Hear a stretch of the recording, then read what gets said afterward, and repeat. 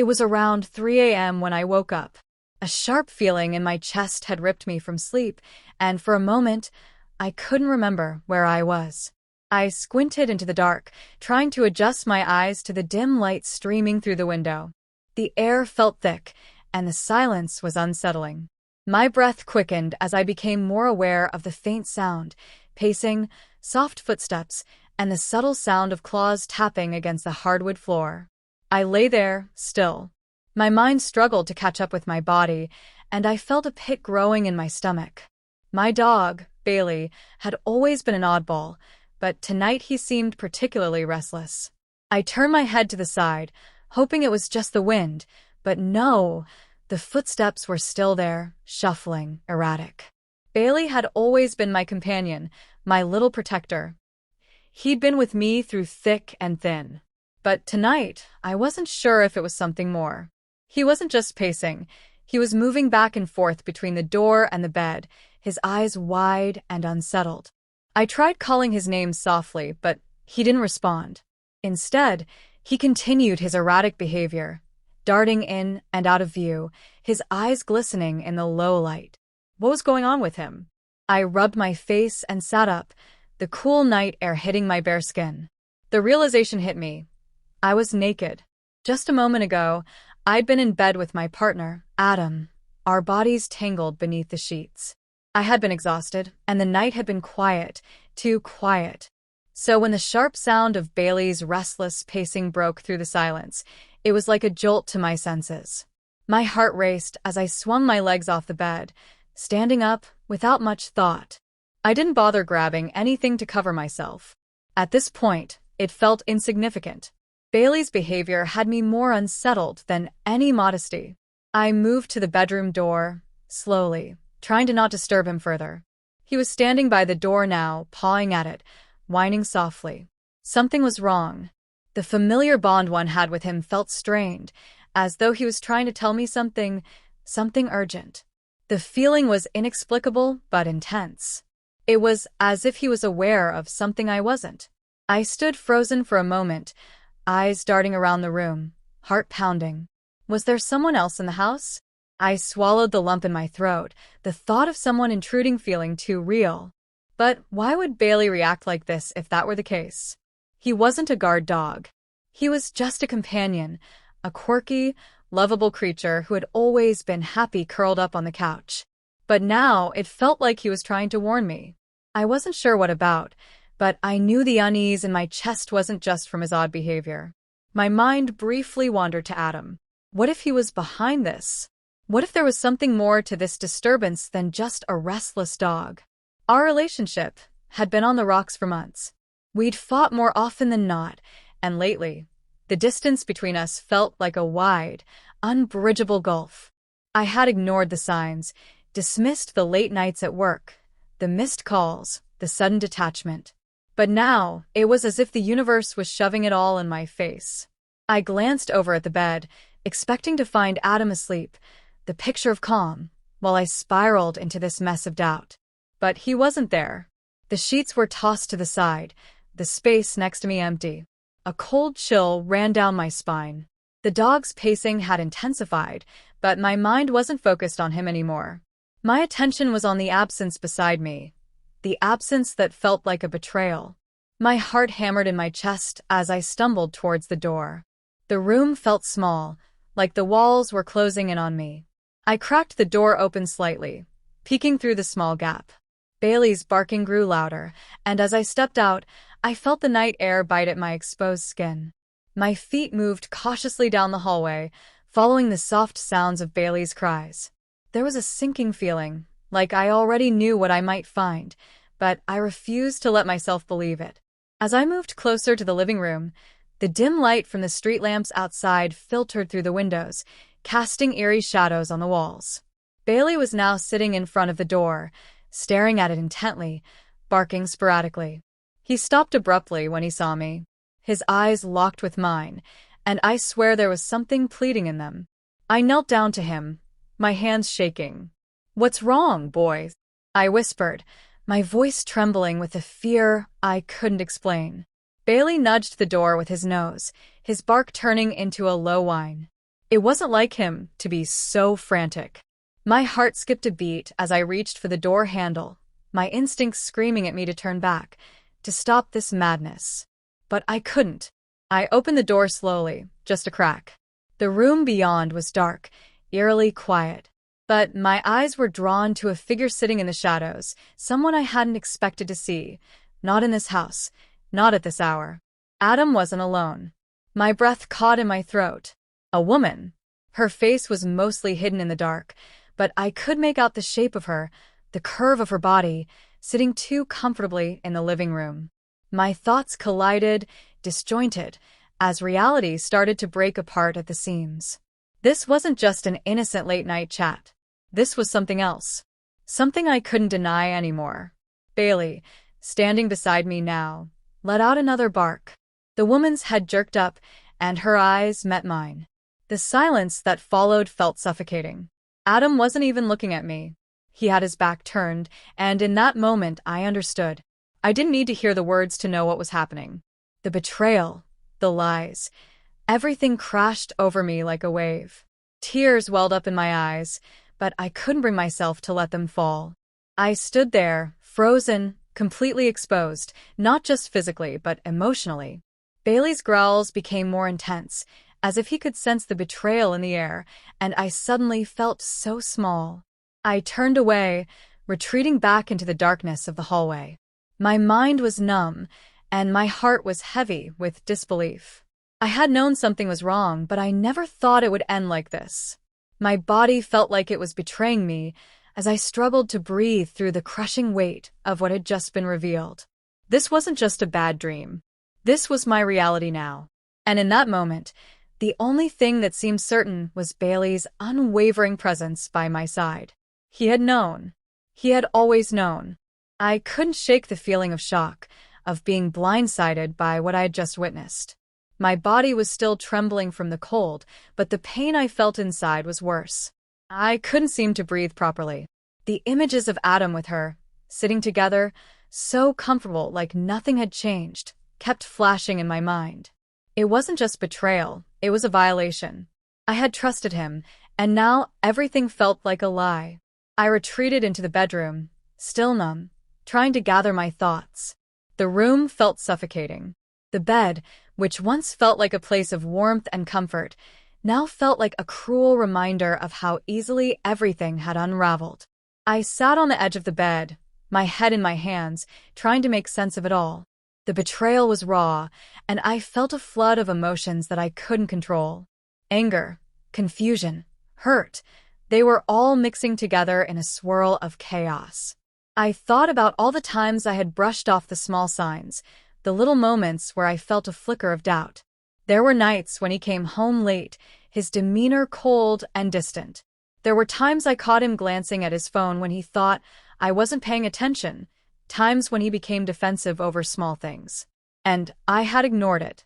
I convinced myself that it was nothing, that it was just the stress of work or life. But now, in the wake of what I had seen, I couldn't ignore it any longer. I had let it slide, told myself I was being paranoid. But now, the truth hit me like a punch to the gut. The signs had always been there, and I had refused to acknowledge them. It was as if I had been too afraid to face the reality, to confront the idea that Adam, the person I thought I knew, was capable of something like this. I remembered the time when I asked him about his late nights. He had brushed it off, telling me I was being overdramatic. I remembered how he would get defensive whenever I asked if something was going on with us. "Everything's fine," he'd say, and I believed him. But now I realized how foolish I had been. It wasn't fine. It hadn't been for a while. But it wasn't just the late nights or the defensiveness that stood out in my mind now. It was the way he had changed, the emotional distance that had grown between us over time. I couldn't put my finger on when it started, but there was a point where the laughter stopped, where the intimacy faded, where the connection we had once shared seemed to slip away without either of us acknowledging it. I had tried to reach out to him, tried to revive the spark we had, but he had grown cold, distant. He seemed to retreat into himself, closing off in ways that left me feeling abandoned. I would sit in silence, wondering what had happened, why he wasn't the same person I fell in love with. but I had never pushed too hard. I was afraid of what I might find if I did. Now, sitting in the quiet of the room, I realized that it had all been leading up to this moment. All the signs that I had ignored, all the little cracks in our relationship had finally broken open. And what I saw wasn't just a mistake, it was a conscious choice. Adam had chosen her, over me, over everything we had built together. And I couldn't stop the wave of bitterness that followed that realization. The dog, Bailey, had been acting strange all night. I couldn't help but wonder if he had sensed something before I did.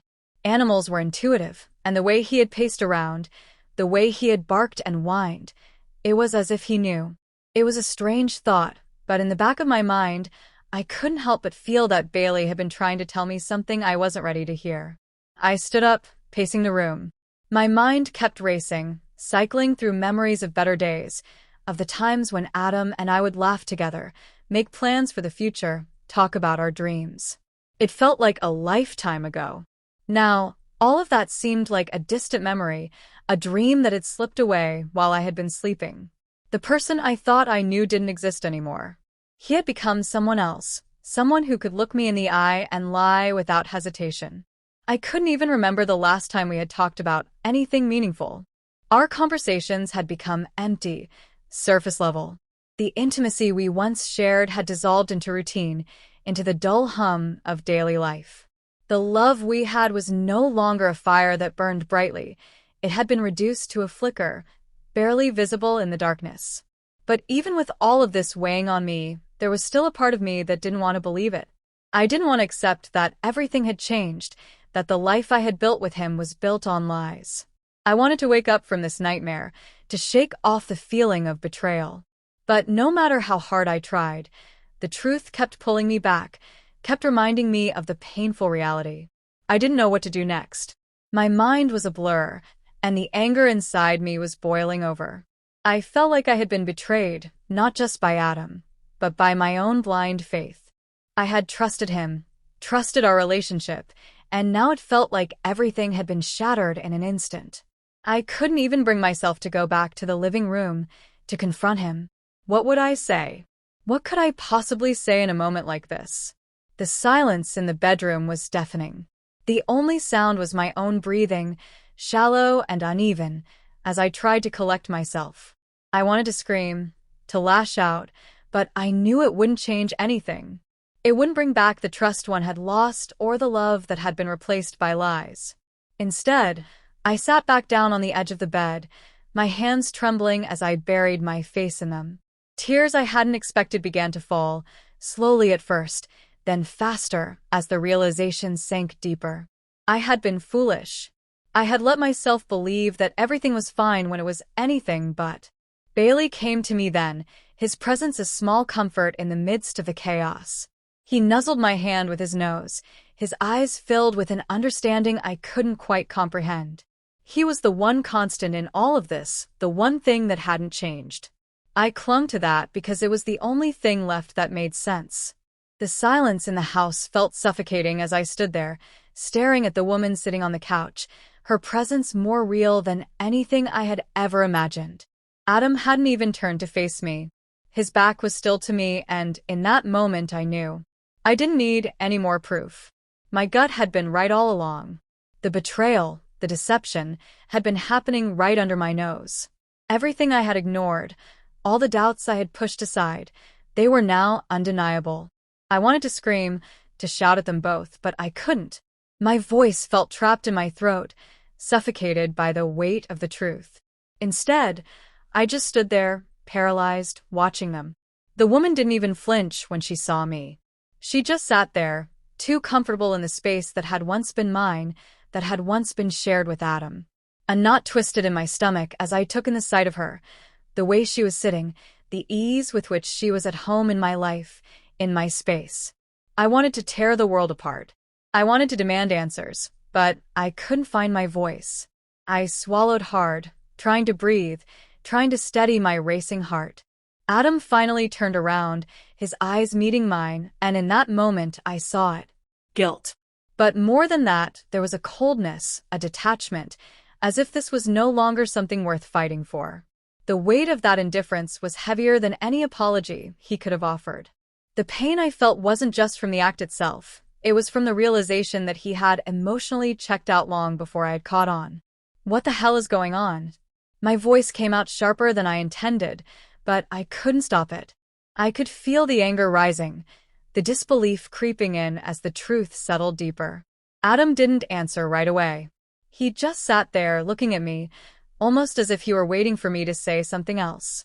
The woman on the couch shifted slightly, her eyes gliding over to me for a split second before quickly darting away. I didn't even care about her. She was irrelevant now. She was just a symbol of everything that had gone wrong. It was Adam who I needed to confront, to understand why he had done this to me. I can explain, Adam started, but his words fell flat. There was no conviction behind them. No real emotion. I had always thought that if this moment ever came, if I ever found out the truth, it would be like a tidal wave of emotion, but instead, I felt empty. Hollow. As if all the air had been sucked out of the room. Explain? I repeated, my voice low. There's nothing to explain. I saw it with my own eyes. You didn't even have the decency to hide it. You didn't even care. He winced, and for a second, I thought I might see some semblance of remorse, but it was gone as quickly as it came. His face was guarded, and I could tell he wasn't going to give me the answers I needed. He wasn't going to give me anything. The weight of the silence between us was unbearable. I could feel my chest tightening, and the tears that had been building up for so long finally broke free, spilling down my cheeks. I wasn't even sure why I was crying, whether it was the betrayal or the years of pretending that everything was fine when it clearly wasn't. I had trusted him, loved him with everything I had, and this was the result.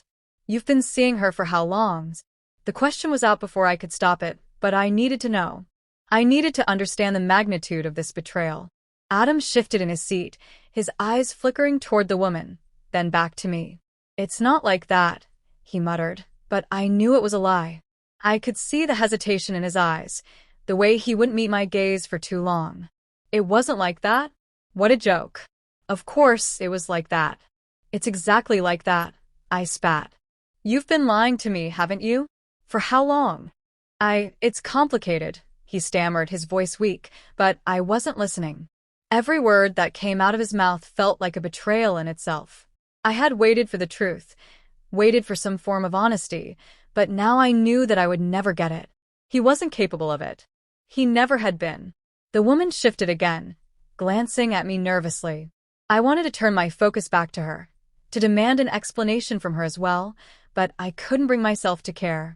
She wasn't the one I had trusted. She wasn't the one who had made promises to me, who had stood by my side through everything. It was Adam who had failed me. I took a step back, feeling the anger bubbling up inside me. You don't get to do this to me, I said, my voice trembling. You don't get to destroy everything we had, everything I believed in. Do you have any idea what you've done? Adam didn't say anything. He didn't even try to explain himself further. He just sat there looking at me, his face a mixture of guilt and indifference.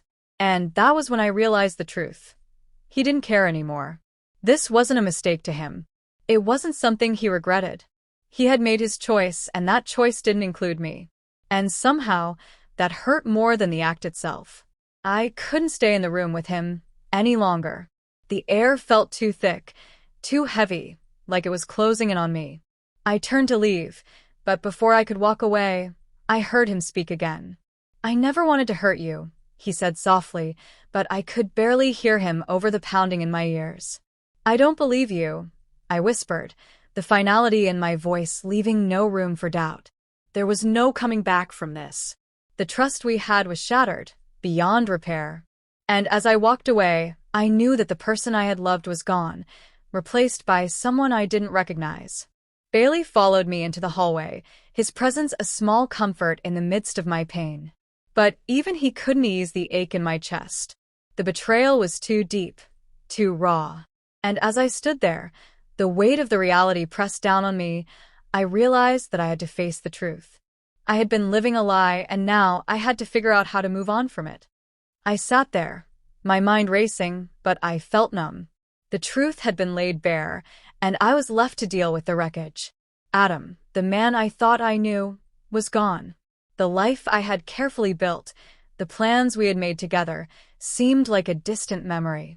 Everything that had once felt secure had crumbled in an instant, leaving only shards of a relationship I no longer recognized. As I walked back to the bedroom, Bailey followed closely behind, his presence oddly comforting. His steady breathing, his nudge against my hand, reminded me that at least I wasn't completely alone. But in that moment, I felt utterly isolated, as if the world around me had shifted and left me behind.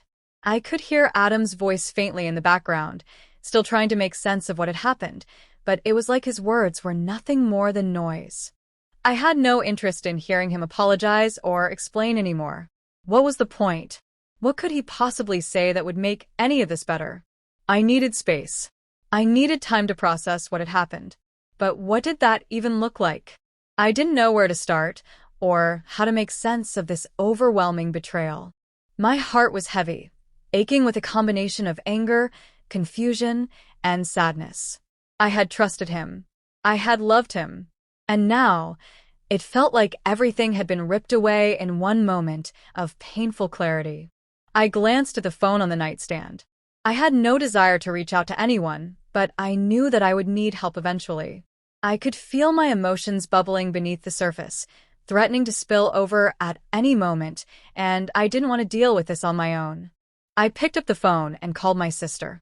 She had always been there for me, and now more than ever, I needed her voice on the other end of the line. The phone rang twice before she picked up. Her voice was groggy, still thick with sleep. "Hey, what's going on?" "It's late." "I don't know what to do," I whispered, my voice shaking as I spoke. He's been cheating on me. With her. I saw them together. There was a pause on the other end. I could hear her intake of breath as she processed what I had just said. "What? Are you okay? Do you want me to come over?" I could feel the tears starting to well up again, but I held them back. I didn't want to fall apart completely. "I don't know. I'm just so angry, and I don't know how to handle this. I feel like everything is falling apart. I'm so sorry." "I wish I was there with you," she said, her voice filled with empathy. "You don't have to go through this alone. I'll be there as soon as I can. Just breathe. Take a moment." Her words, simple as they were, offered a small amount of comfort. But even that couldn't stop the flood of emotions that followed. I leaned back against the wall, letting the tears fall freely now. I had been holding it all in for too long, pretending that everything was fine when it wasn't. I had convinced myself that the love we shared was enough to fix anything. But now I understood. Love wasn't enough when trust had been shattered. Bailey was still by my side, his head resting against my leg, offering silent support. In some strange way, he was the only one who hadn't let me down. He was the only constant in a world that felt like it had completely changed. I stroked his fur absent-mindedly, trying to calm my racing thoughts, but it was hard. I wanted to scream. I wanted to confront Adam again, demand answers, ask why he had done this. But what was the point? His actions spoke louder than any words he could ever say. The minutes dragged on, and I sat there, lost in my thoughts. I wondered if I had missed something, if there had been signs all along that I had ignored. But the truth was, I had been blind to what was right in front of me. I had been so focused on keeping things together, on making sure everything appeared fine, that I had neglected to see the cracks that were slowly growing wider. As the night stretched on, I felt a strange mix of emotions. The anger was still there, but it was starting to transform into something else. A quiet resolve. I wasn't going to let this define me. I wasn't going to let Adam's betrayal dictate how I moved forward. He had made his choice, and now I had to make mine. I had to rebuild my life, piece by piece, even if it seemed impossible right now. I wasn't going to stay in this cycle of hurt. I wasn't going to let him continue to control my emotions. I had my own life to live, my own path to follow, and I wasn't going to let his mistakes weigh me down forever. I would find a way to move past this, even if it meant doing it alone. There was a small spark of determination in me now, a voice telling me that I could get through this. The road ahead wasn't going to be easy. I knew that. But I also knew that I was stronger than I had ever given myself credit for. I had survived heartbreak before, and I would survive this. This wasn't the end of my story. It was just another chapter, a painful one, but one that would eventually make me stronger. The phone buzzed again, and I picked it up without hesitation. It was my sister, checking in again. I took a deep breath, wiping my eyes, trying to steady myself. "I'm okay," I said, more to myself than to her. "I'll be okay. I'll be there soon. We'll figure this out together," she reassured me. And for the first time in hours, I felt a glimmer of hope. Maybe this was the wake-up call I needed. Maybe now I would finally put myself first.